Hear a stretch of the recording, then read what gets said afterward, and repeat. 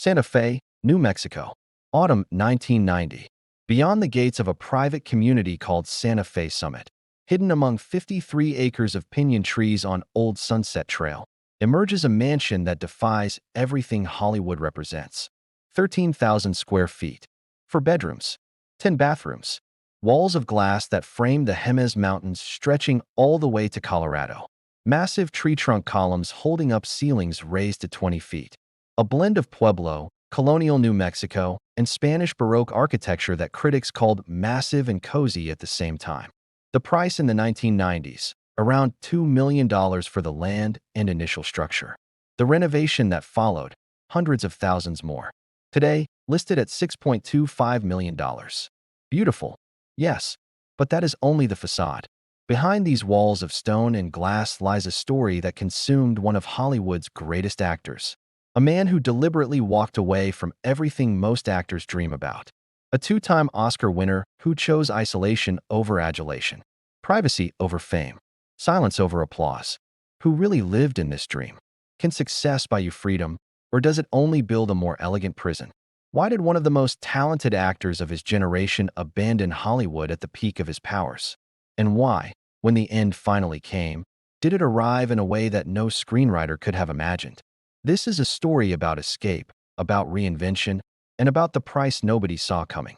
Santa Fe sits at the southern tip of the Rocky Mountains, 7,200 feet above sea level, in air so dry that bodies can mummify before they decompose. The city is known for Pueblo-style architecture, turquoise jewelry, Southwest-themed art galleries, and a particular kind of resident, the famous person who wants to stop being famous. Shirley MacLaine lives here. Ollie McGraw made it home. George R.R. Martin writes his novels in the high desert air. These are people who came to Santa Fe specifically because Santa Fe would leave them alone. The local culture has an unwritten rule. You recognize that celebrities who come here are coming for the same reason you did. You don't gush. You don't ask for autographs. You nod, you smile, and you move on. As one local furniture store owner put it, "We're too cool for school." That's the Santa Fe vibe. Gene Hackman found this vibe in the 1980s while filming movies in the area. He told Architectural Digest that Santa Fe had a kind of magic in it. What he meant was something more specific. Santa Fe had the magic of anonymity, of quiet, of being left alone with his thoughts, his paints, and his demons. The property he purchased sat on a hilltop with 360-degree views. When he first saw it, the house was what architect Stephen Samuelson called horrible. A 1950s block building that had sat empty and deteriorated. No charm, no character, just a foundation well placed on the land. But Hackman didn't want to build something new. He wanted to transform something old. "I think it's like being an actor," he explained. "I interpret what's already there." Eugene Allen Hackman was born in San Bernardino, California, on January 30th, 1930. The Great Depression was crushing America. His parents moved constantly, searching for stability they would never find. Eventually, they settled with Gene's grandmother Beatrice in Danville, Illinois, a small town where his father worked as a pressman for the local newspaper. The home was not happy. Gene's father was physically violent, using his fists on Gene to release his rage. His mother became an alcoholic, constantly at odds with her own mother. The boy found refuge in movie houses, identifying with screen rebels like Errol Flynn and James Cagney. Men who seemed larger than life. Men who escaped their circumstances through sheer force of will. When Gene was 13, his father did something that would define Gene's entire life. He got in a car, drove past his son playing in the street with friends, gave a small wave, and kept driving. He never came back. It was a real adios, Hackman later told Vanity Fair. It was so precise. Maybe that's why I became an actor. I doubt I would have become so sensitive to human behavior if that hadn't happened to me. If I hadn't realized how much one small gesture can mean. That wave, that wordless goodbye, Hackman carried it with him for decades. On Inside the Actor's Studio, he tried to describe the moment and became visibly emotional. "I was down the street playing with some guys, and he drove by and kind of waved." He couldn't finish the sentence. At 16, lying about his age, Hackman enlisted in the Marines. He wanted out. Out of Danville. Out of his broken home. Out of a life that seemed to offer nothing. He served as a radio operator in China, Hawaii, and Japan. He clashed with authority constantly, earning multiple demotions. A motorcycle accident in 1952 ended his military career with a disability discharge. He drifted, worked odd jobs, tried journalism school at the University of Illinois, and dropped out after 6 months. Moved to New York, worked as a shoe salesman, a furniture mover, a doorman. At one point, he ran into a former Marine officer who muttered, "Hackman, you're a sorry son of a bitch." The words stung because part of Gene believed them. In his early 30s, when most men have settled into careers, Hackman finally gave in to the desire that had been gnawing at him since childhood. He enrolled at the Pasadena Playhouse to study acting. There, he met another struggling student named Dustin Hoffman. The two became friends, bonding over their love of Marlon Brando and their shared status as outsiders. The instructors at Pasadena Playhouse voted both men least likely to succeed. Gene was like Brando, Hoffman later said, in that he brought something unprecedented to our craft, something people didn't immediately understand as genius. He was expelled from our school after 3 months for not having talent. It was the first time they ever did that. Hackman moved to New York, sharing cramped apartments with Hoffman and Robert Duvall.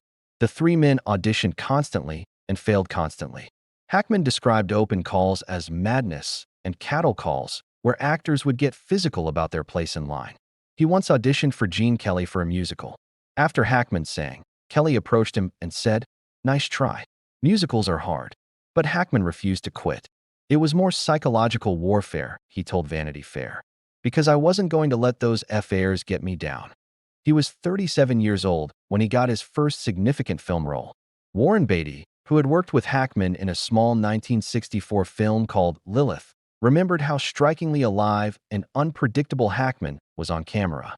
Beatty cast him as Buck Barrow in Bonnie and Clyde. The death scene that Hackman performed was so chilling, so real, that it earned him his first Oscar nomination. For years later, at 41, Hackman won the Academy Award for Best Actor for The French Connection. His portrayal of Jimmy Popeye Doyle, a rough, morally ambiguous narcotics detective, changed how audiences understood screen heroes. Hackman wasn't handsome in the traditional leading man sense. He was ordinary, relatable, real. Over the next 3 decades, he accumulated one of the most impressive filmographies in Hollywood history.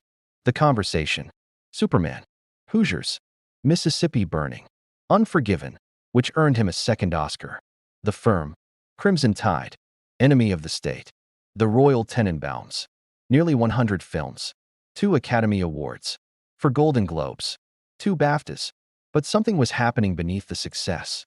Hackman never learned to enjoy fame. He rarely attended Hollywood parties. He gave few interviews beyond promotional obligations. His friend Robert Duvall described him as a tormented guy, always into his own space, his own thing.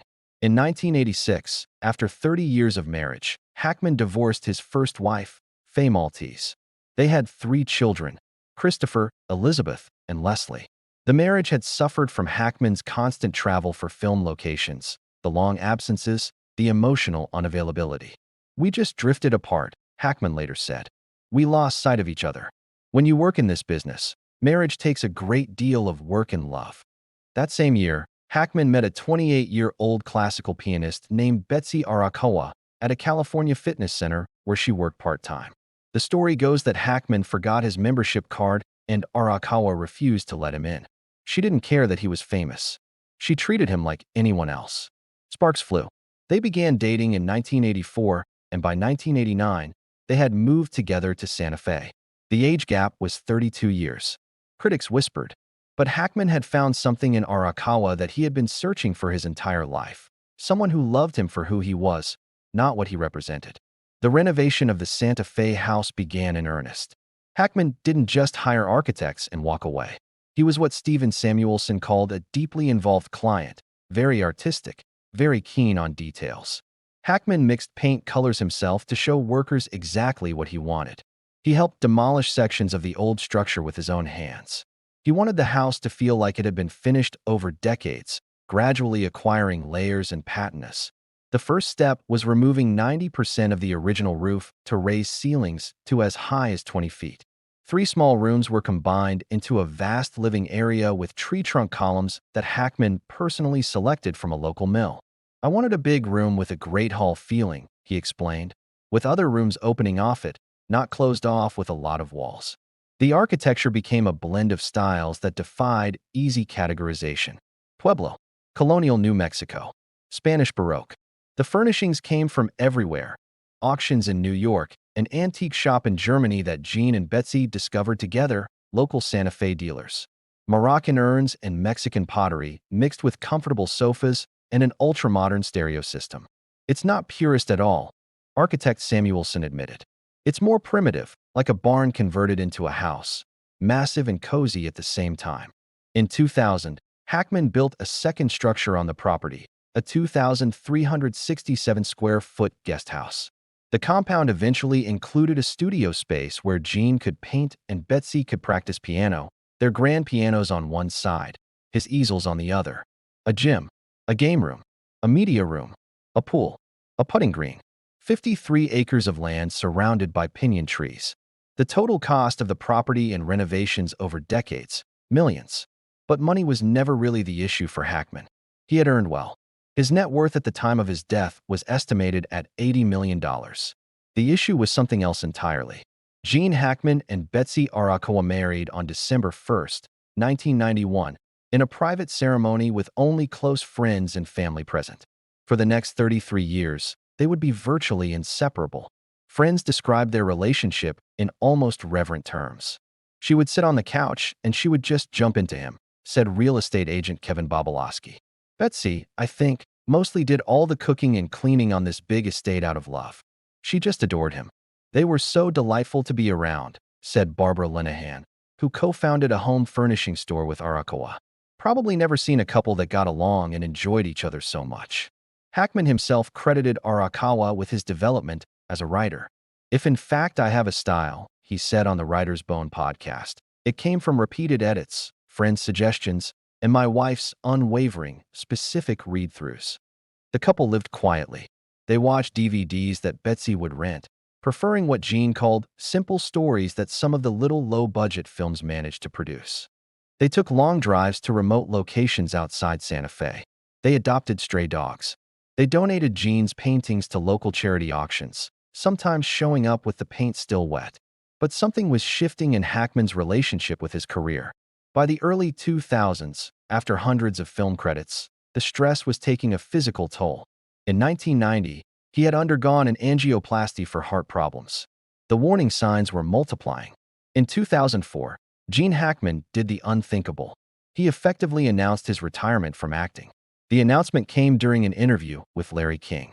When King asked about future projects, Hackman replied, "I don't have a project, Larry. If you have a script, I'll read it. It's probably all over." The reason, Hackman later explained, was medical. The straw that broke the camel's back was actually a stress test that I took in New York. The doctor advised me that my heart wasn't in the kind of shape that I should be putting it under any stress. But there was more to it than just health. Hackman had grown weary of the compromises that filmmaking demanded. "I missed the actual acting part of it, as it's what I did for almost 60 years, and I really loved that," he told Reuters in 2008. "But the business for me is very stressful. The compromises that you have to make in films are just part of the beast, and it had gotten to a point where I just didn't feel like I wanted to do it anymore." He confirmed his retirement officially in 2008. "I haven't held a press conference to announce retirement, but yes, I'm not going to act any longer. I've been told not to say that over the last few years in case some real wonderful part comes up, but I really don't want to do it anymore." When asked if he could be tempted out of retirement, Hackman set impossible conditions. "If I could do it in my own house, maybe, without them disturbing anything and just one or two people." No one figured out how to make that work. The screen remained Hackman-less. Instead, he turned to writing. With undersea archaeologist Daniel Linehan, he co-authored 3 historical fiction novels: Wake of the Perdido Star, 1999, Justice for None, 2004, and Escape from Andersonville, 2008. He wrote 2 more novels solo, Payback at Morning Peak, 2011, and Pursuit, 2013. "I like the loneliness of it, actually," he said of writing. "It's similar in some ways to acting, but it's more private, and I feel like I have more control over what I'm trying to say and do. There's always a compromise in acting and in film. You work with so many people, and everyone has an opinion. I don't know that I like it better than acting. It's just different." I find it relaxing and comforting. He also painted landscapes, mostly inspired by the mountains and light of the high desert. He donated pieces regularly to charity auctions. His friend Stuart Ashman received a large landscape painting of a tree-lined river in exchange for 2 years' worth of eggs from Ashman's chickens. When Ashman initially declined, Hackman insisted, "You've been giving me eggs for 2 years. I think a painting is a fair trade." He briefly emerged from retirement to narrate two Marine Corps documentaries in 2016 and 2017, The Unknown Flag Raiser of Iwo Jima and We, the Marines. Just hearing his voice again was a thrill for fans who had missed him. But mostly, Hackman disappeared. The paparazzi shots dried up.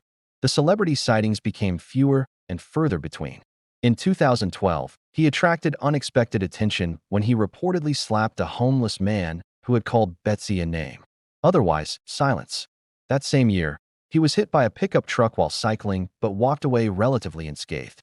In 2022, he delighted fans by attending a Broadway confidential show in Santa Fe.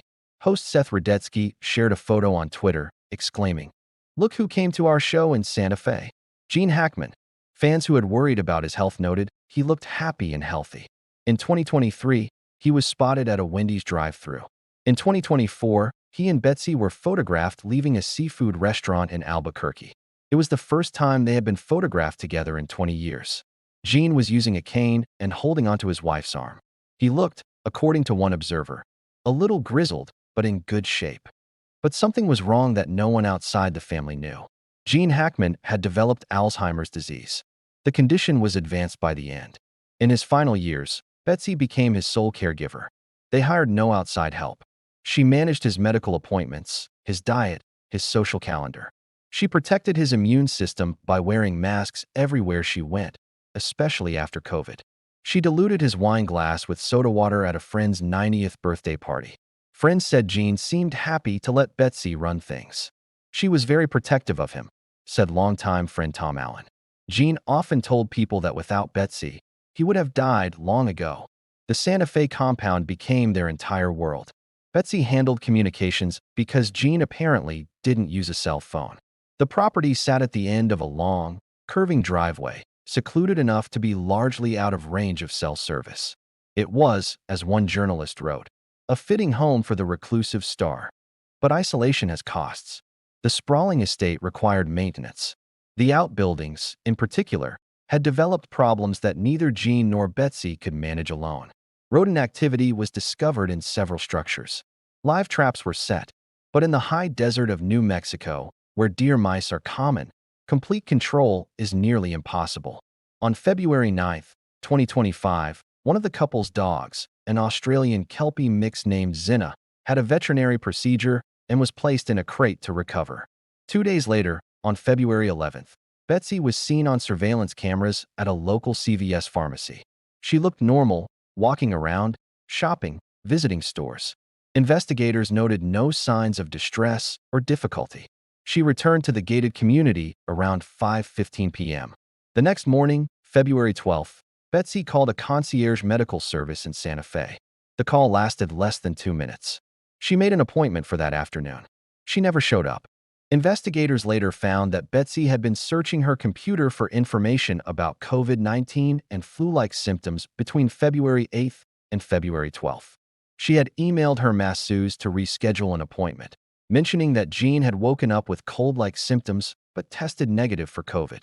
Her search history also showed a query for hantavirus pulmonary syndrome. Hantavirus, a rare disease spread by rodents, primarily deer mice, contracted through exposure to their urine, droppings, or nesting materials, especially in poorly ventilated areas. The strain found in the American Southwest has a mortality rate between 38 and 50%. Symptoms begin with fever, muscle aches, fatigue, and gastrointestinal issues. Within days, the lungs fill with fluid, coughing, shortness of breath, respiratory failure. Even with intensive medical care, 30 to 40% of patients do not survive. Betsy Arakawa died around February 12, 2025. She was 65 years old. Her body was found on the bathroom floor near a space heater. Prescription thyroid medication was scattered on the counter nearby. One of the couple's dogs, Zinna, was found dead in its crate in the bathroom closet. What happened next will haunt anyone who hears it. Gene Hackman, 95 years old, suffering from advanced Alzheimer's disease, was left alone in the 13,000-square-foot compound. Investigators believe he may not have realized his wife was dead. His cognitive impairment was so severe that he might not have understood what had happened or how to get help. He did not call anyone. He did not leave the house. He did not eat. Gene Hackman died around February 18, 2025. His pacemaker recorded its last activity that day. His body was found in a mudroom near the kitchen, collapsed on the floor with his walking cane and sunglasses nearby. There was no food in his stomach, indicating he had not eaten recently. The causes of death: Betsy died from hantavirus pulmonary syndrome. Gene died from hypertensive atherosclerotic cardiovascular disease, with Alzheimer's disease as a significant contributing factor. Both deaths were ruled natural causes. No foul play, no carbon monoxide, no gas leak. Just a wife who contracted a rare disease from rodent exposure and a husband whose body gave out after days alone without care. The bodies were not discovered until February 26th. Two maintenance workers, concerned that the couple hadn't answered their door for weeks, peered through a window and saw the remains. They alerted security, who called 911. "They're not moving," the caller said. "Just send somebody up here real quick." By the time deputies arrived, both bodies showed signs of decomposition. Betsy's hands and feet had begun to mummify, a process that typically starts more than 2 weeks after death in the dry Santa Fe air at 7,200 feet elevation. The property was searched. Cash was found throughout the home. Art still hung on the walls. The couple's other 2 dogs, Bear and Nikita, were found alive, having been able to go in and out of the house through an open door. The investigation that followed was unprecedented. The New Mexico medical examiner noted it was unprecedented for the Office of the Medical Investigator to make public statements about death investigations. However, the circumstances surrounding these 2 deaths require accurate dissemination of important information. The inside of the house, according to people who saw it, was not what anyone expected. The inside of the house was shocking, one insider told the press. They didn't have a housekeeper or a maid, so it had beautiful things, furniture and paintings, but there was dog poop on the floor. Nothing had been dusted. There was nothing in the fridge. The reclusion that had protected Hackman's privacy had also left him vulnerable. The isolation that gave him peace had become a trap.